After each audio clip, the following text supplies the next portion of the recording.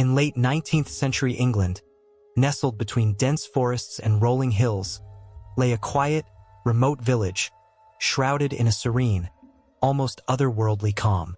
The villagers had lived here for generations, following a rhythm as unchanging as the seasons. Strangers rarely passed through, and when they did, they were met with wary glances and murmured questions. Outsiders were as foreign as the idea of change itself, a concept so faint it felt like a distant memory. Dr. Matthew Gray was one of the few educated men in the village. A young physician in his 30s, he was known for his gentle demeanor and tireless dedication to his patients. The villagers trusted him deeply, and he had earned the title of the Good Doctor. But while his life was one of quiet service, it was also one of isolation. With no close family or friends, his days consisted of walking from his clinic to his empty home, each day blending into the next. The only sounds that filled his evenings were the ticking of the clock and the occasional echo of his own footsteps. One cold, overcast evening, Matthew was walking home after a long day at the clinic. The air was thick with mist, and the last light of day was slipping behind the clouds. He walked along a narrow forest path, lost in thought, when he noticed a figure stumbling toward him through the fog.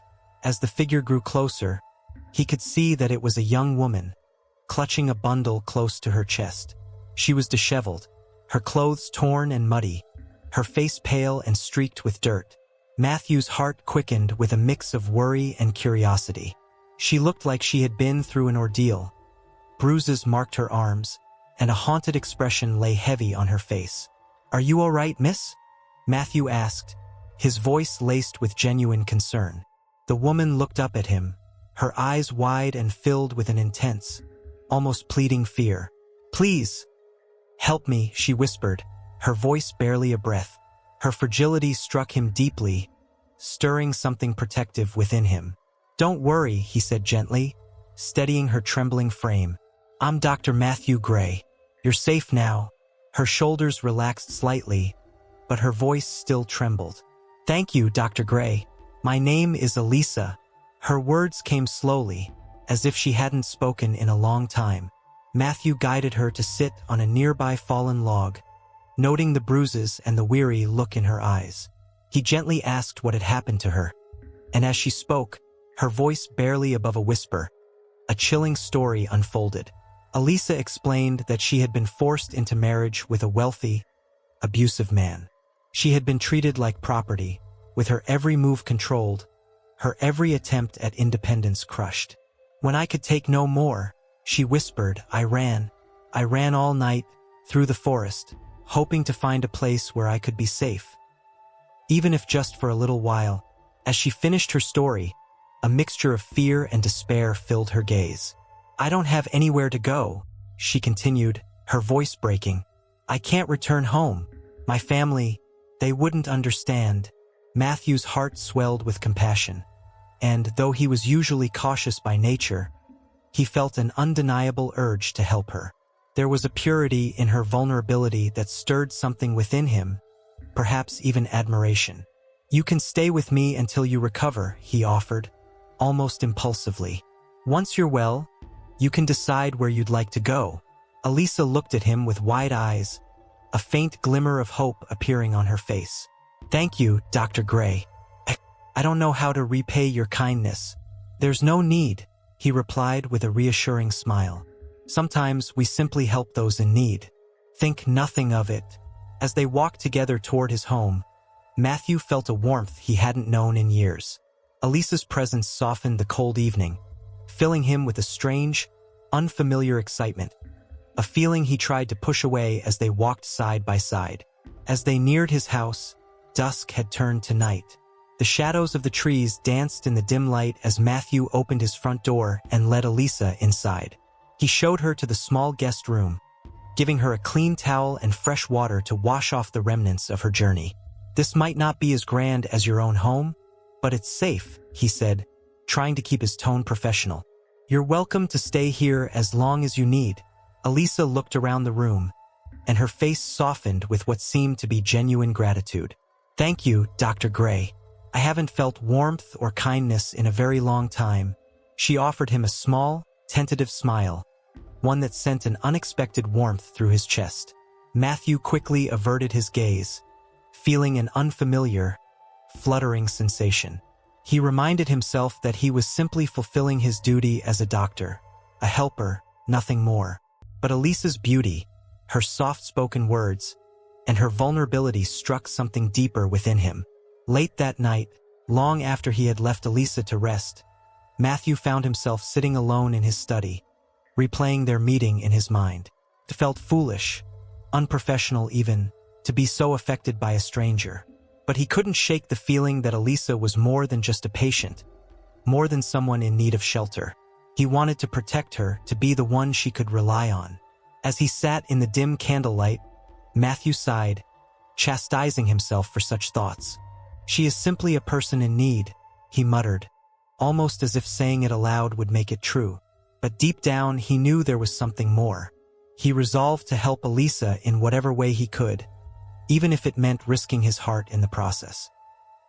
Elisa's arrival had transformed Matthew's quiet home into something warmer, more alive. His once empty evenings were now filled with the subtle, calming presence of his guest. She moved quietly, almost as if afraid to disturb him, and her politeness only endeared her to him further. She spoke softly and thanked him for even the smallest gestures. Matthew found himself looking forward to returning home, to a place where she was waiting. It was a feeling he hadn't known in years. Over time, Matthew became more attentive, ensuring Elisa had everything she needed. He went out of his way to prepare meals for her, and occasionally, as they ate, he would share stories about the village, hoping to bring a smile to her lips. And, to his quiet satisfaction, she did smile, her soft, reserved laughter melting his initial hesitation. Yet, beneath this budding affection, something in the back of Matthew's mind remained on edge. The villagers had been buzzing with rumors about a string of disappearances, 3 in the last few weeks. Each case was the same. A young man or woman, living alone, vanished without a trace, never to be seen again. The townsfolk spoke of dark possibilities. Some believed the disappearances were the work of a criminal, while others leaned toward the supernatural, whispering about spirits or demons. Although Matthew usually dismissed such tales as mere superstition, he couldn't deny that the disappearances weighed heavily on him. And though he would never admit it aloud, a small part of him began to wonder about Elisa's mysterious past. But each time these doubts surfaced, he would quickly silence them, convincing himself that Elisa was an innocent woman, a victim of terrible circumstances. There was no reason to link her to such tragedies, he thought. But the seed of doubt had been planted, and it grew slowly, taking root despite his best efforts to ignore it. As the days passed, Matthew started to notice certain oddities in Elisa's behavior, small, strange things he couldn't quite explain. Although he tried to dismiss them, each detail seemed to lodge itself deeper in his mind, forming a puzzle he wasn't sure he wanted to solve. Her aversion to mirrors. Elisa never looked into mirrors. Whenever Matthew placed one near her room, she would subtly turn it around or move it away. Once, he happened to place a mirror in the guest room without realizing it. That night, as she was heading to bed, he saw her freeze at the door, staring at the mirror with wide, fearful eyes. She quickly looked away and asked, in a trembling voice, if he could remove it. When he asked if something was wrong, she forced a smile and dismissed it as a harmless superstition, the faint odor of decay. Several times as he passed by her room late at night, Matthew noticed a strange smell, faint yet unmistakably pungent, like decaying flowers mixed with something sour and metallic. He initially assumed it was spoiled food or a draft from the outside, but after searching the room one day, he found nothing that could explain it. When he casually mentioned the smell, Elisa only smiled and suggested it was probably a quirk of the old house. Her pale complexion. Elisa grew paler by the day. Her once soft, fair skin became almost unnaturally pale, taking on an icy, translucent quality. Under the candlelight, she looked ghostly, her face a startling contrast against her dark hair. When he asked if she was unwell, Elisa reassured him that she was fine, saying that her complexion had always been sensitive to the light. Matthew's concern grew, yet he couldn't bring himself to confront her directly.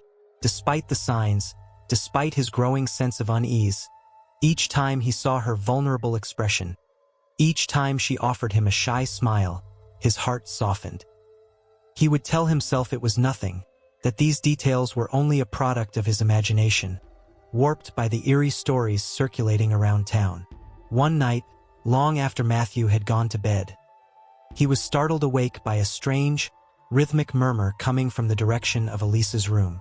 At first, he thought it was just the wind, but as he listened closer, he realized it was more than that. A low, droning sound, almost like a chant. The words were indistinct, muffled by the walls, but he could hear the steady, almost hypnotic rhythm. It was unsettling, an unnatural cadence that made his skin crawl.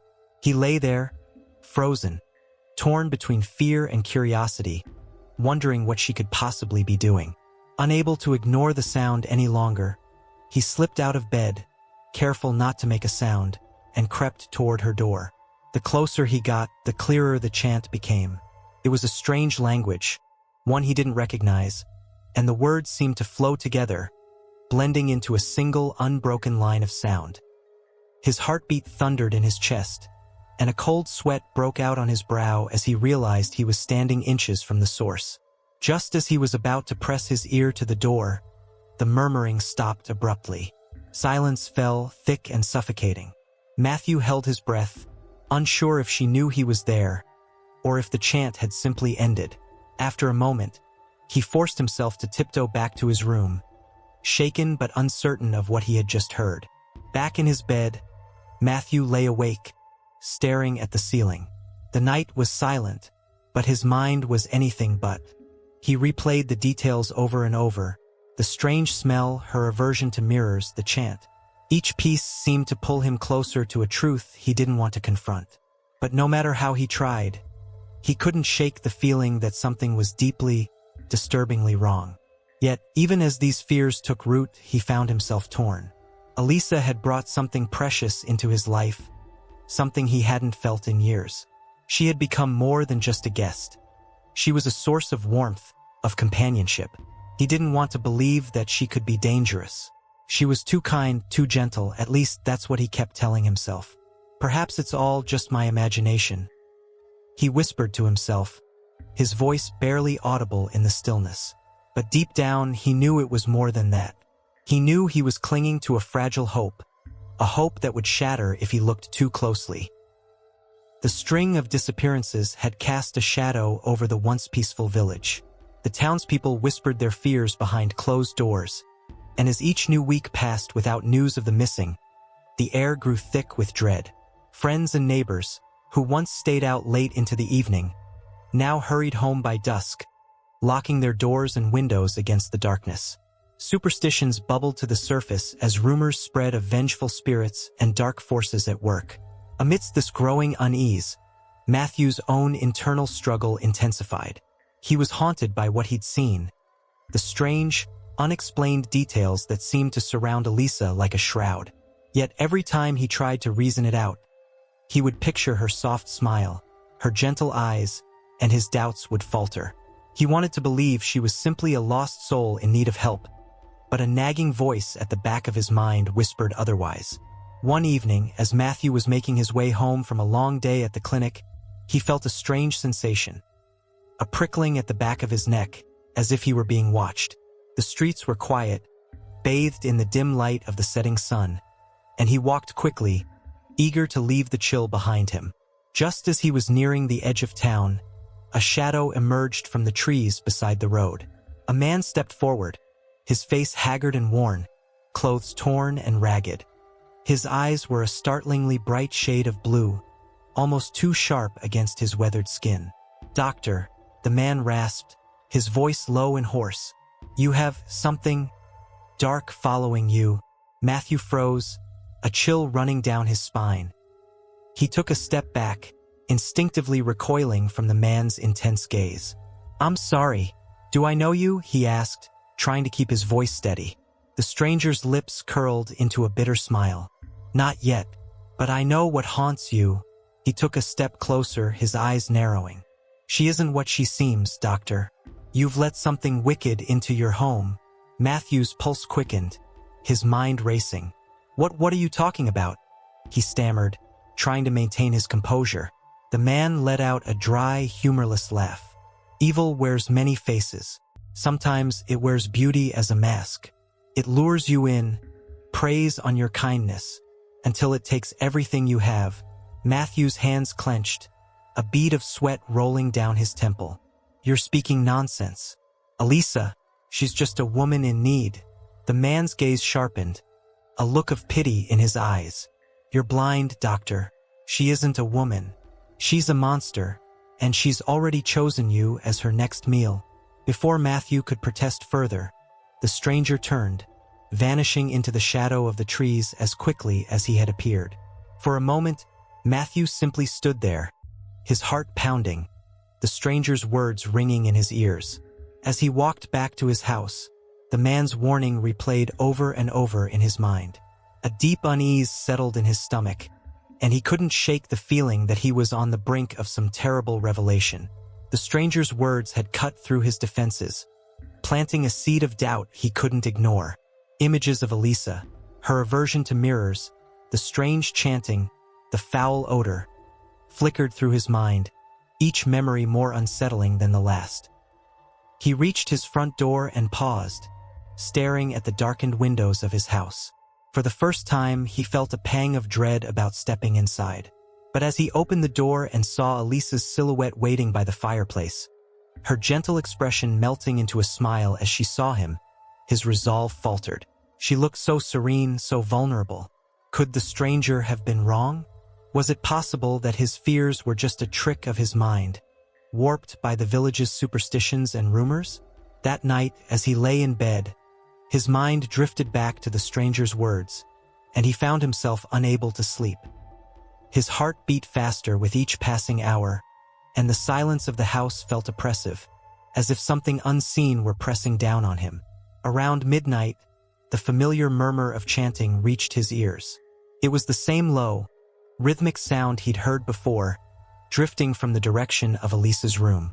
The words were still indistinct, but he could sense the dark energy in them, the way they seemed to hang in the air like a curse. Unable to resist, he slipped from his bed, moving silently toward her door. He pressed his ear against the wood, his breath shallow, and listened. The chanting grew louder, filling the room with an eerie cadence, a rhythm that seemed to pulse in time with his racing heartbeat. He gently pushed the door open, just a crack, and peered inside. The room was dimly lit by the flickering glow of a single candle. Elisa sat cross-legged on the floor, surrounded by symbols drawn in ash, her hands moving in slow, deliberate patterns. Her face was a mask of concentration, her eyes fixed on the strange markings as she chanted in a language he didn't recognize. Matthew's throat tightened, his mind reeling. He wanted to look away, to flee, but he was rooted in place, transfixed by the bizarre, haunting ritual unfolding before him. Then, as if sensing his presence, Elisa's chant came to an abrupt halt. She looked up, her eyes meeting his through the narrow crack in the door. For a moment, her expression was unreadable calm, almost indifferent. But then, a faint smile curved her lips. "Couldn't sleep, Matthew?" she asked softly, her voice smooth and unervingly calm. Matthew swallowed, forcing himself to stay composed. I thought I heard something," he replied, his voice barely above a whisper. Her smile widened, but there was something unsettling in her gaze, something that sent a shiver down his spine. "You should be careful," she murmured, her tone almost mocking. "Sometimes, curiosity can lead to places you might not want to go." He nodded, feeling his hands tremble as he backed away, the door closing between them. In that moment, he knew that whatever Elisa was, whatever dark secret she was hiding, it was far more dangerous than he had ever imagined. Back in his room, Matthew sat on the edge of his bed, his heart racing, his mind spinning. The stranger's warning, Elisa's cold smile, the chilling sight of her ritual. They all merged together in his thoughts, forming a single, terrifying truth.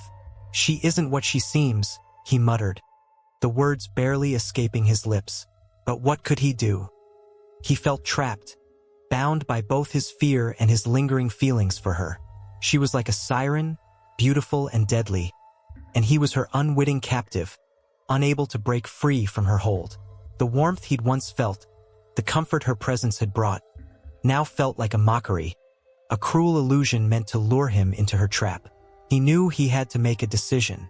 He could confront her, demand to know the truth.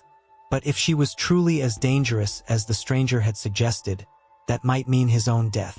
And if he continued to ignore the signs, the consequences could be even worse. As he lay down, his thoughts racing, he realized he was no longer just afraid of Elisa. He was afraid of what she represented. She was an unknown, a force that defied reason and science, and he was a doctor, a man of logic and fact. But Elisa had shattered that reality, leaving him stranded in a world he no longer understood. And as the dawn's first light crept over the horizon, Matthew knew that he could not live in this half-truth any longer. One way or another, he would have to uncover the full scope of Elisa's dark secrets, even if it meant facing a nightmare he might never escape. The following morning, Matthew barely slept, his mind haunted by the events of the previous night. The sight of Elisa, sitting amidst symbols and chanting in that unrecognizable, eerie language, played over and over in his mind. He couldn't shake the feeling that he had seen something forbidden, something that had slipped through the cracks of the natural world and into his life. As he left his room to head to the clinic, he almost collided with Elisa in the hallway. She was standing just outside his door, her eyes cold and calculating, her lips curved in a faint, knowing smile. "Good morning, Dr. Gray," she said in a voice so smooth it felt like silk. "You seem rather tense." Matthew's heart skipped a beat. Her gaze was too intense, too perceptive, as if she could see right through his facade. He forced a polite smile, trying to keep his voice steady. "Just a poor night's sleep. I have some matters to attend to in town." Elisa's smile didn't falter, but her eyes held a glint of something darker. "You should take care of yourself, doctor," she replied, her voice laced with an undercurrent of amusement. "After all, you're no good to anyone if you're not well." Her words sent a chill down his spine, and for a moment, he thought he saw a flash of something in her eyes, something sharp and predatory. But she quickly looked away, her face softening back into the familiar expression of vulnerability. As he walked toward the clinic, Matthew's mind was a whirlwind of fear and confusion. He couldn't stay silent any longer. He needed answers. He decided he would seek out the stranger from the previous night, the only person who seemed to know the truth about Elisa. But as he searched the village, asking everyone he encountered, it was as if the man had vanished. No one knew of a vagrant matching the description, and it was as if the man had been a figment of his imagination. By nightfall, Matthew returned home, defeated. His mind was in turmoil, his heart racing as he anticipated another encounter with Elisa. He knew he was running out of time.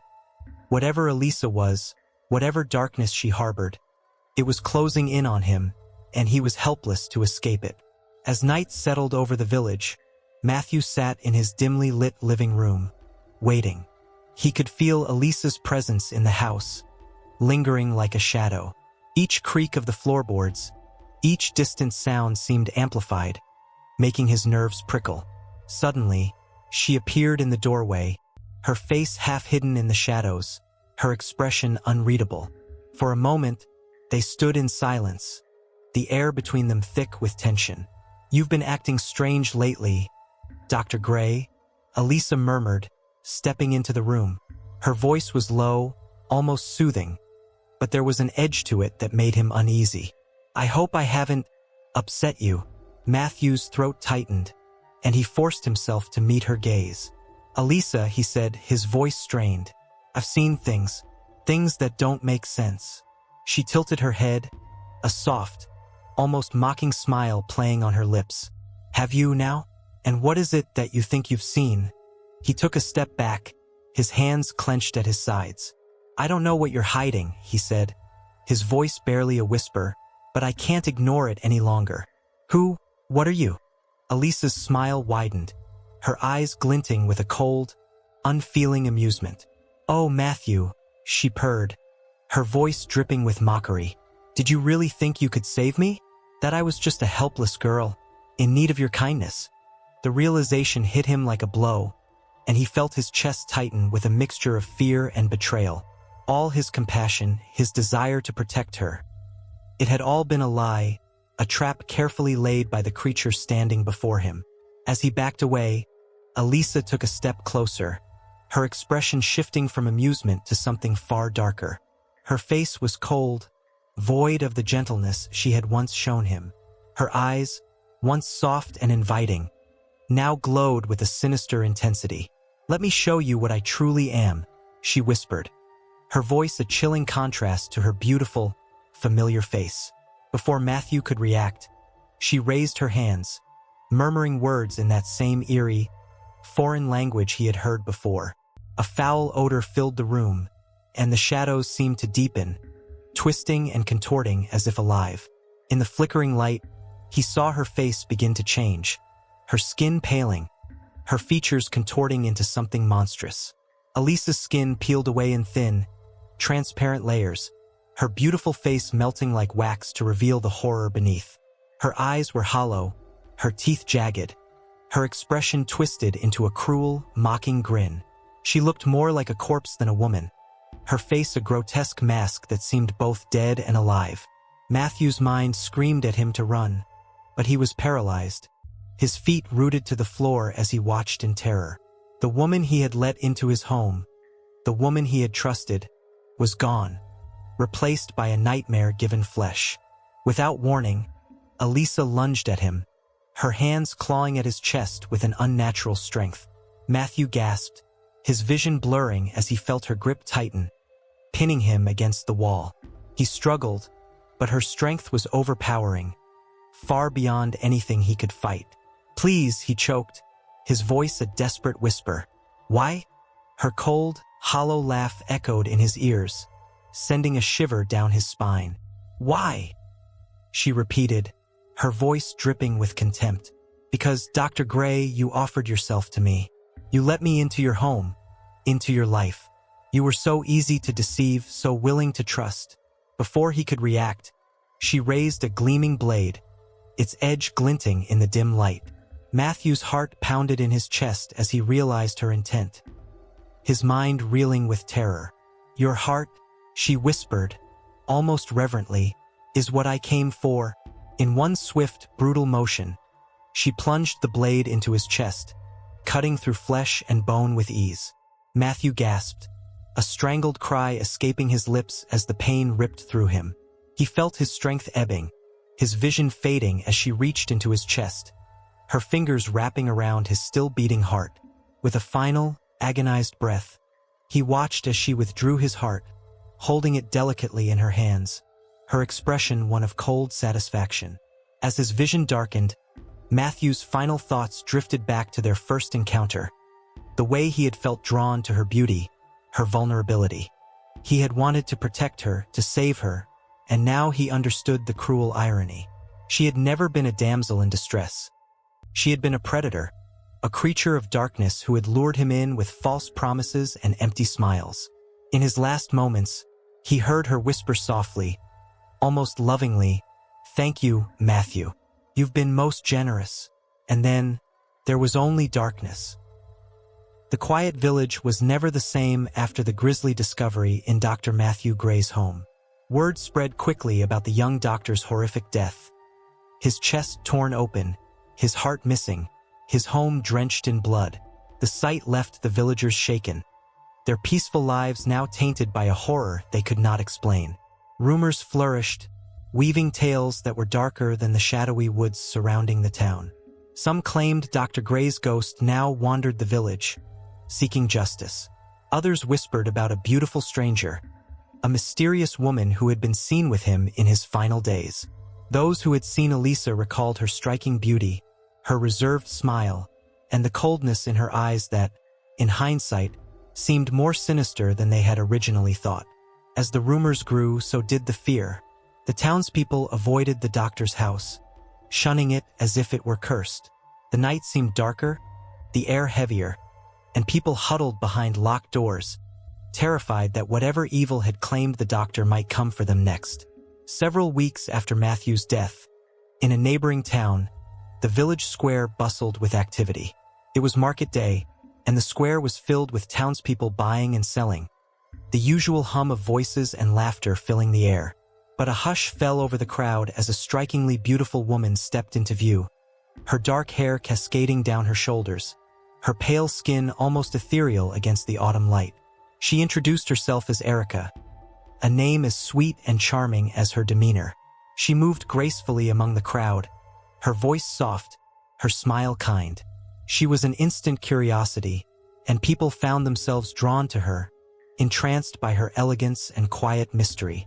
Erica's kindness and charm made her an instant favorite. She quickly settled into the town, renting a small, cozy cottage at the edge of the forest. She visited the market daily, speaking softly with shopkeepers and townsfolk, asking questions about their lives, their families, their routines. She was warm, polite, even helpful, an ideal neighbor. But behind her gentle smile and soft-spoken words lay a darkness, one that only grew as the nights deepened. Erica, once known as Elisa, was anything but ordinary. She was a predator, a creature that survived by luring in those who were kind-hearted and trusting, by feeding on the very essence of humanity, its compassion, its love, and, ultimately, its life. In her quiet, unassuming way, Erica began to observe the men in the village.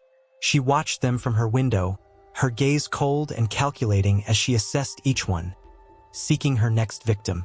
She was careful, meticulous, never letting her gaze linger too long, never allowing her mask to slip. In the evenings, she would walk through the town square, her presence a quiet whisper, a shadow that slipped by unnoticed. She would listen to the townsfolk as they spoke of their fears, their hopes, their secrets, storing each piece of information away like a prized possession. She was patient, knowing that the right opportunity would come, just as it always did. Within days, the townsfolk had begun to feel an inexplicable unease. It was subtle at first, a strange chill that seemed to settle in the air when Erica was near, a flicker of dread that disappeared the moment they met her gaze. They would dismiss it as a trick of the mind, a fleeting feeling that couldn't possibly mean anything. But as the days passed, the unease grew, seeping into their bones like an invisible poison. Then, one evening, Erica's gaze landed on a young man, a carpenter named Thomas. He was strong, good-natured, and lived alone at the edge of town. He was everything she sought in a new target, trusting, isolated, and unaware of the danger lurking beneath her charming exterior. Over the following days, she found excuses to run into him at the market, offering him shy smiles, gentle touches, and soft words that hinted at her own loneliness. Thomas, flattered by her attention, found himself drawn to her, captivated by her beauty and grace. But as Erica's web tightened around him, an old beggar, one of the few who had seen and survived her presence in other villages, began to sense the danger. He watched Erica carefully, recognizing the telltale signs of her deceptive kindness, the way she studied her prey, her practiced, almost mechanical charm. One evening, as Thomas was leaving the market, the beggar grabbed his arm, his grip surprisingly strong for his frail frame. "Beware the woman with the gentle smile," he whispered, his voice hoarse and filled with urgency. "She is not what she seems." Thomas laughed, brushing off the beggar's words as nonsense. Erica was beautiful, kind, and everything he had ever dreamed of in a companion. Why should he listen to the ramblings of a madman? The beggar sighed, a look of resignation in his weary eyes. "They never believe me," he muttered, releasing his grip. He watched as Thomas walked away, his heart heavy with the knowledge of what was to come. As the days passed, Erica's charm and beauty continued to win the hearts of the townspeople. They invited her into their homes, shared their lives with her, never suspecting the darkness that lurked beneath her gentle smile. And just as she had done before, Erica continued to bide her time, waiting for the perfect moment to strike. The villagers remained blissfully unaware, their lives ticking down like the hands of a clock, counting the moments until she would feed again. They had no way of knowing that the beautiful stranger in their midst was a creature of ancient hunger, an evil that had drifted from town to town, leaving a trail of shattered lives and broken bodies in her wake. Nor could they imagine the horror that awaited them, the terror that would descend upon their village once Erica chose her next victim. But the beggar knew. He had seen the same pattern too many times, watched as innocent people fell prey to the same beautiful face, the same deadly charm.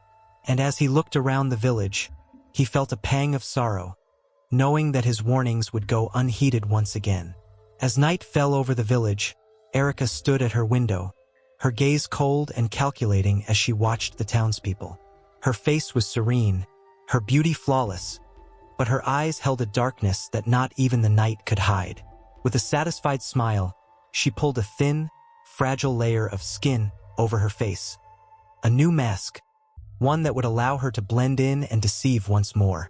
She was ready, her hunger stirring within her as she prepared to continue her hunt, her heart cold and unfeeling as she considered the lives she would destroy.